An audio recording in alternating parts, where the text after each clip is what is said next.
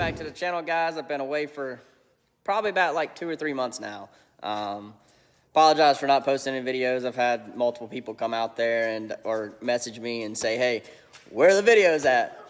We have been working. I've just now got back where I could work on a race car. So that's awesome. Couple things I want to go over in the video, kind of go over what my plans for 2024 are and what happened in 2023. Just a little update for you guys. But so first off, I left Race for Heroes. There's multiple reasons why I left. The biggest one is my grandmother has very bad Alzheimer's, and it's been very hard on my grandfather trying to take care of her alone. So that was the big reason, and I went up there to work on race cars and ended up not working on race cars. So can't thank Mike enough for everything he did do for me. However, when I decided that I needed to go home and take care of family stuff, he wanted to sell the Longhorn modified, which is fine. It'll all work out in the end. However, that just makes my racing season look a lot different than where or how I planned it to be 2 months ago. So as of right now, y'all have seen on the channel, we have the 602 car that my granddad bought. It's a 2013 Masters built. We've done a lot of work on. I've done a lot of work on it the past couple of days. Dad's been out here in the shop, which is nice being back home where my dad can come and help me. Just haven't really been on the video side, but we're gonna get back to it. Gonna get back to it hopefully. So we'll have the 602 car, and then we also have another late model, which is my car, and it's a 2022 Barry Wright. Should be a pretty good crate car. We're going to put a 602 in it, and then maybe try to find a 525 later down the road. I've got one UMP motor left, so I'm going to try to sell it and get a 525 for that car so I can run some limited stuff. And I plan to run limited stuff with it, county line and stuff like that, with the 604 in it. I don't think I'll be too far off, but just this year is going to be all about seat time and relearning racing, because these late models are a lot different. Just a little bit I drove the 602 car last year, I could tell you that. So 2024 is going to be a seat time and experience year, if you want to call it that. Probably going to try to stay closer to home to race, Fayetteville, Lakeview, County Line, Halifax. Just, keep it close to home. And, of course, I'll still go to Potomac. And got a really good sponsor up there. Man, takes care of me well, so I'm always have to go up there at Potomac, which is awesome. I love that racetrack, love supporting it, and it's a bunch of great racers up there, people that, understand what racing is and what it was 10, 15 years ago when I was little. So we're still going to go to Potomac and VMS. Both of those tracks run 604s. So that means we'll take the Barry Wright up there. And I'm really disappointed that I missed the awards banquet at VMS. I was kind of looking forward to going and seeing my buddies up there. However, life got the best of me. I completely forgot what date it was and just kind of overlooked it. I really need to get better about keeping a schedule or something. Maybe investing in a calendar. I don't know. But kind of screwed the pooch on that one, which is very disappointing because I actually somehow was the Rookie of the Year, which I would have much rather got my awards in person. And a good buddy of mine named Sam Lamborghini picked them up for me, so appreciate him doing that. He's going to ship them down to me so we can put the trophies up in the shop, and I think we finished like 6th in points up there, which it's not so bad. We missed 3 races up there, but yeah, so we'll still go up there and race, and we'll probably try to make a couple of races out at Ultimate, the old Friendship. It's called Ultimate Motorsports Park, I think, now. So I really enjoyed racing there in the UMP car this past year. And, yeah, so to go back on to 2023, which was last season, felt like we had a pretty good season. We just we started late, put a car together in 4 days to start the season, and that was because we were expecting to get the Longhorn a lot sooner than what we did. However, the LG2 could have used a lot of upgrades to make that car a lot better, and we kind of chased that car for a long time because wore out Heims and ball joints and everything else that goes with all that. So it's really hard to have a consistent car when you have a wore out car. So that car is actually now down in Georgia. A fella got that to race as a 602 modified. I traded him for a street stock, like a Cruiser style street stock, which is just going to be kind of like a fun car for me. Something I can cut up, chop, rebuild, something to have fun with. And doing art, I like doing R&D and that kind of stuff and trying new things. So I think that that car will be good for that.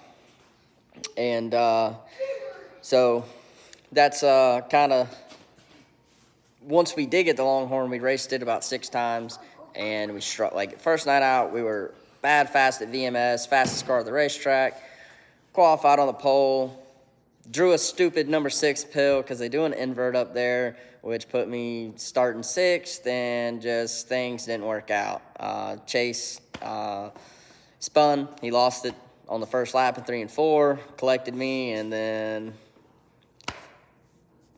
yeah, got creamed in the front by my buddy Lance Grady driving Mr. Mario's car, which it sucks, but it's part of racing.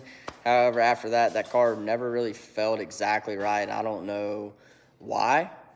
Come to find out, there was a lot of things that I was told to be at on that car setup-wise from Longhorn that maybe weren't where they needed to be, if that makes any sense. I'm not saying they steered me in the wrong direction. They just give out a very basic baseline, and that's it's racing too. But and that's not me bashing Longhorn at all for any of you keyboard warriors that want to get up here and run your mouths or whatnot. But I just think that car had a lot more in it, and I kind of started finding it right there at the Race for Kids, and we had a really good car, just didn't have any luck. Got that flat tire, and got to put a show on for the fans, I guess. Drove it back from like 22nd to 8th or something like that on the big show night, and I totally messed that up on the next night because I didn't want to change anything because it was so good. And it was just too tight in qualifying. But Race for Kids, it's one race I'm going to miss because I really enjoy racing that race, and seem to do pretty good there, especially if I can have some luck and not have stupid stuff happen like flat tires. It seems like every year I get a flat tire there, but this past year it was fun because I drove through the field, and people say you can't do that at County Line, and it is a groove and a half racetrack. I'll be the first one to tell anybody that, but if you're patient and your balls are big enough, you can make it go to the front. And kind of looking back at it, makes me happy to say that I was able to do that. And, I had fun doing it. I like passing race cars. I don't like just, train racing, which is why I'm not looking forward to these late models all that much with the crate motors in them. But it's what I got to race. I think it's probably the best move for me in racing with my location and where I want to be in, the next 5 years of racing. It's kind of just time with, the things, how they panned out and worked out with the modified deal. And I think that I just have to make the best of the opportunity I have now and learn. That's all I can do is learn. But got a lot to learn on these cars. Buddy, what's your plans for 2024? Number 4. Is that your number on your juice box? Yeah. What are we gonna do to your juice box? Make it a body like you. Yeah, we're gonna make a body just like Daddy's, right? Yeah.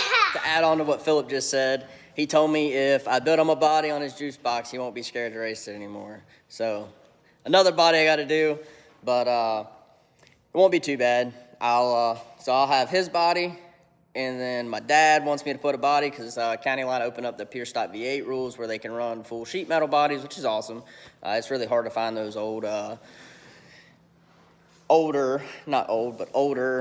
steel body cars. And so that's actually another new car we have. So I traded the LG2 for a street stock. It's not like a name brand or anything like that, but it's a well-built car. And I'm looking forward to racing that a little bit too, just when time allows, because my focus is going to be on these two late models right now, and the street stock's just going to be for fun. Kind of being used as a table right now, so forgive that, but this is the 22 Barry Wright. We're going to run 604s. We're going to have a 604 in this, hopefully this year. Mr. Rouse up there at Rouse Racing Engines has our engine, and it's my new driver because I suck, but anyhow, this is going to be the 604 car, and then on this side of the shop, this is what used to be a yellow car, and I didn't want to make a video of the bodybuilding process because I had no clue what I was doing, but I lowered the deck quite a bit. I mean, you can see how much the deck's been lowered back here, just off of where the deck used to be. But I actually lowered the deck like 3 inches on this car to make it legal to where it's 39 back here. It was like 42, but this thing's turned out really well. Gotta do some more stuff. Gotta get the bracing done, but everything's cut and ready to go. One thing I do have to do, which I'll show you here in a second, is I have to fix the roof. So I don't know if anybody's ever done this, but if you ever have this problem, this Bondo glass does pretty good to fix stuff like that. That was something I learned up there working at RFH, working on the old junk Blazers and Broncos or whatever. We used a lot of that on floorboards and rust repair, so works pretty well. So I kind of did that trick on the roof, and hopefully it's good enough to hold. And I'll probably still put a patch of aluminum underneath just to make sure it's strong, because with the sail panels on these late models, it puts a lot of pressure up there on the roof. And I did buy a new roof for that car, but $500 for a roof and I can fix this one. I'll save that one for the Barry Wright when I go blue on it as well. Yeah, that's kind of our, it's kind of where we're at. Figured I'd give you guys an update. Just trying to sort life and just, make the best of it. But we will still be racing. I haven't dropped off the face of the earth. Just got a whole lot to do. My plans were to be in Florida racing here in the next, week. But unfortunately, that did not work out. And it is what it is. We'll make the best of everything. And we got us a pretty good setup here as far as the shop and all. It's a little bit of a pain when it's not so dark outside. Well, y'all will see in the videos, but it's a pain to get the hauler in and out back here, but it is what it is. If anybody's interested in jumping on board of either one of the cars, both cars this year to sponsor us, like I said, we're going to do a little bit of traveling. We'll probably hit Ultimate some too, but we're going to race where we feel like we can compete, and I feel like I have a lot to learn moving up, or if you want to call it moving sideways really, but getting into the late model stuff, I got a lot of stuff to learn, so we're just going to take this year to learn, and we get comfortable, maybe we'll go to Charlotte or something like that, but as of right now, I'm planning on just staying kind of local and, hitting these local shows and seeing if we can learn a thing or two. Big shout out to Mr. Gary Dillon. He helped me out a lot. He actually has my old modified now, and I wish the best of luck with him down at Speed Weeks. He's going to go down there, and he'll be racing the full modified Speed Weeks deal, and look forward to watching him on Flow, because he drives with his pecker out, which is awesome, but it'll cost you every once in a while. That's kind of what happens to me, but yeah, we're just out here in the shop. Little man's being a monkey. Like this. I don't know what to do with him sometimes, but just a quick little update for you guys. I hope you enjoyed it, and if you haven't already, go ahead and drop down, like the video, leave us a comment. Tell us what you think of our plans for 24R, and just make sure to hit that subscribe button and the bell to be notified when we post. Like I said, I'm gonna try my best to get back on posting some videos. Just haven't the past couple months. I wasn't able to get in the shop up there and work just because there was so much stuff in there. So, like at one point there was $2 million worth of McLarens in there, and I'm not taking this one near cars that cost that much. So we got us our own little shop now to work out of, and again, thanks to my granddad for letting me use it, you know. But anyhow, we're back. We got some big goals, and wouldn't say big plans, but we have some really big goals for 2024, and I'm excited to see this guy out there in his juice box, because he's got to have it in it. He's got to. But keep saying he just wants to work on them. But I think he's going to catch the bug one of these days. And when he does, Lord help me. But anyhow, we will catch you on the next video. And hopefully we will be doing something. I don't know what we'll be doing. And Bye. anyhow, maybe we'll bring you all along for the rest of this body. Like I said, I don't really know what I'm doing on a late model body. This is the first full late model body I've done, and I will say it turned out really good, especially for kind of like what I was working for or working with. So just it's not perfect. I made a couple mistakes, but we all make mistakes, and we learn from them. So anyhow, we're going to hop off here. We'll get back to work, and appreciate everything and all you subscribers out there. Say bye. Bye bye.